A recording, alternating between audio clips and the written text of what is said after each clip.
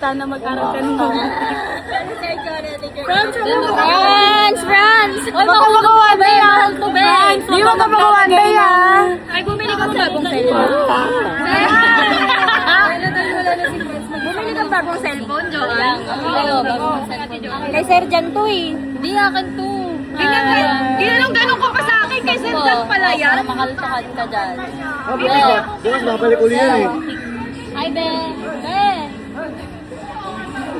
Hi ka na, Be. Pangit.